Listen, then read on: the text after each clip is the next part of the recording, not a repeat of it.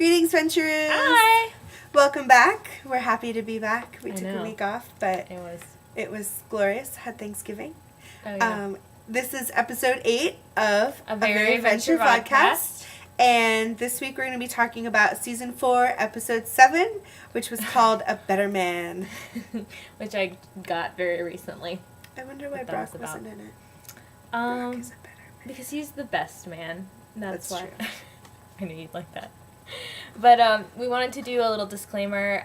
If you guys have not seen season 4, episode 7, then you should not be watching the podcast. And if you haven't not seen season 1 through 3, then there will be spoilers for that. So you probably would be better not watching it in general. We also wanted to do a quick plug for our Twitter and our blog. Mm-hmm. Our Twitter is Very Venture Girls, GRLS, at Twitter. And our blog is Very Venture Vodcast at blogspot.com. And we have a lot of different things to remember now. We do. I mean, I get confused because of all the blowing up that we've been doing. Mm-hmm. But we do our Twitter a few times a week, and it's kind of fun. We've been blowing up in the 10s. A follower of ours sent us a poem encapsulating a better man, so just take it away.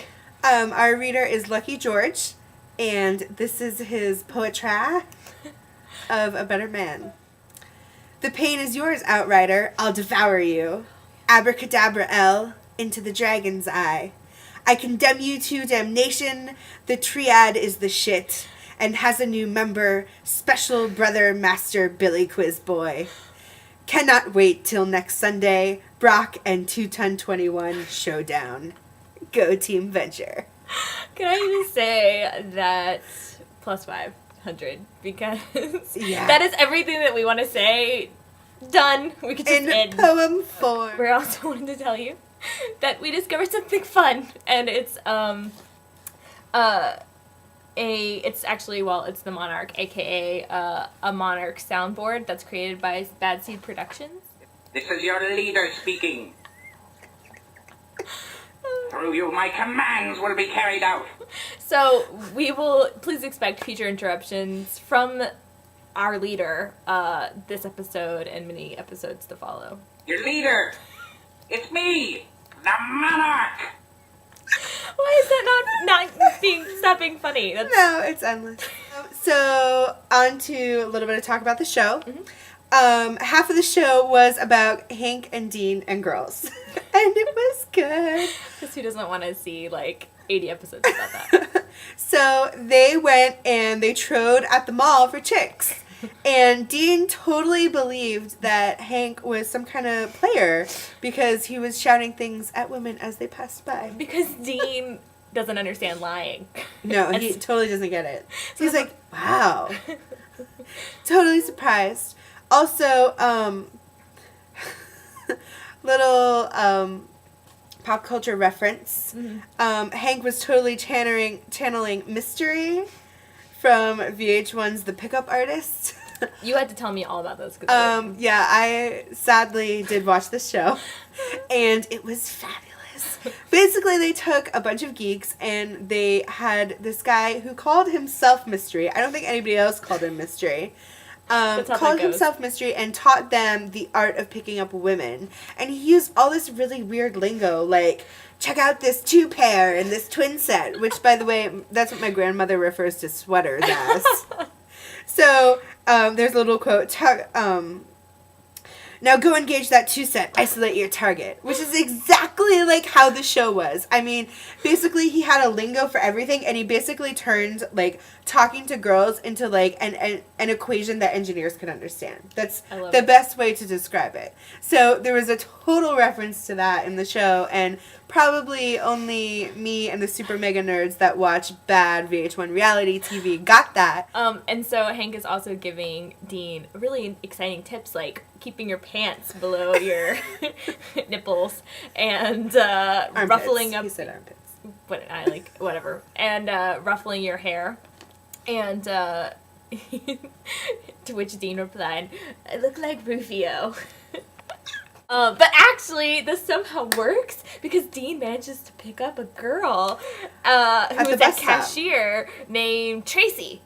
So look forward to see more Tracy the cashier. But, Yeah. But I can't believe it. Dean is actually from last week and this week. No time spent crying in the panic room, maturing, talking to ladies. I don't know what to think. He's kind of having an awakening. Yes, but less scary sounding.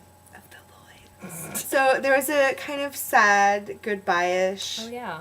moment between Triana and Dean. However, Dean got a kiss. Yeah. From Triana. But And he was kind of like breaking up with her, even though they weren't dating, but it was kind of like this unsaid thing. But they kind of robbed the like fabulous kiss aspect of it because Well, they were it kind was of like departing. A goodbye, and Yeah. I mean that's really kind of sad, and you're like, oh well. I mean, it felt very conclusive-y. It did. So. In fact, that is the exact word that you wrote down, conclusively. So I had a feeling that was coming back. Whatever. I'm an editor. I mean, I enjoy Conclusively. it. Also, this is probably my favorite part. Triana ends up going into the closet, and that doesn't mean anything. And It's not a euphemism. it's She not. goes She into goes the to closet. her own closet and gets to meet with the master, who. Are you lying about that? Oh, wait, I can. Disguised as as future Dean, who I'm just gonna throw out some adjectives for you. Suicidal, bloated, house husband, balding, uncircumcised.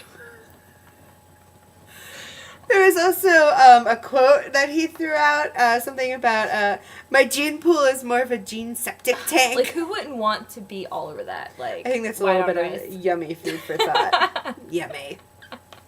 But also really sad, and it kind of made me go, "Oh my god, this It's is probably true. accurate." Like, their babies are gonna really have arms growing out of their heads. Also, Triana finds out that the boys are clones, which answers the question that someone asked in a panel in a interview with Doc and Jackson when they were like, "What do you think?" Well, and we talked about this before, Yeah. and we were like, "Oh yeah, I mean, she has to know because they've died like 100 times in front of her. Like, she has to know." But And we're like, apparently- "Oh yeah, she's probably just cool with it, you know." Yeah. But apparently, She's getting her memory she had been getting her memory wiped. Mhm. That's crazy. Well, yeah, not that crazy. I mean, it is the venture world. So she decides that she's gonna go live with her mom Mm-hmm. to practice to become a sorceress Instead of going to art school. instead of art school because it's cheaper. And it makes way more sense. I mean, When she was like, "This just feels right," I was like, "Yeah, it does." Also, art school and, you know. I all love of they it- made a joke about when are you gonna go get a useless degree, and I'm like, doesn't Doc have didn't he go to art school? No, he didn't finish. he was a sculpture ranger. Oh right. And Jackson, I think, did like English, and so the second half of this show was about it was this whole, you know, action-packed sequence where things happened. Oh right. You know, no kisses No feelings. involved, and no feelings. But the Australian guild villain, Torrid, who we've seen before, because he's kind of officially he was the best contender to be the Triad's actual arch nemesis. Yeah. And he ended up, in a previous episode, if you remember, he put Triana in the Torrid zone, and, you know, they were really impressed by him. So he opens hell, and the Triad, they do battle, basically. They're like, "What? You can't open hell. Nobody wants hell open." So they do battle, and by battle I mean they kind of yell at him, and they jump down, but they don't really do anything. They watch.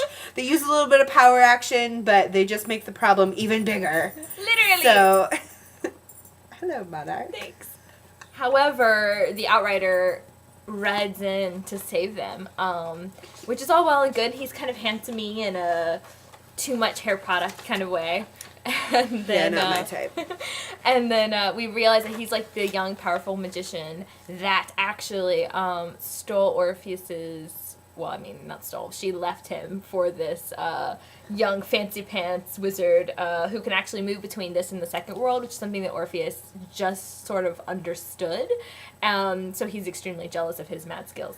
Yeah, and he goes to his master for advice through Triana's closet door, and his master is voiced by John Benjamin, and he talks to him, but he's in the body of his ex-wife when he's talking to him, so it's very taunty.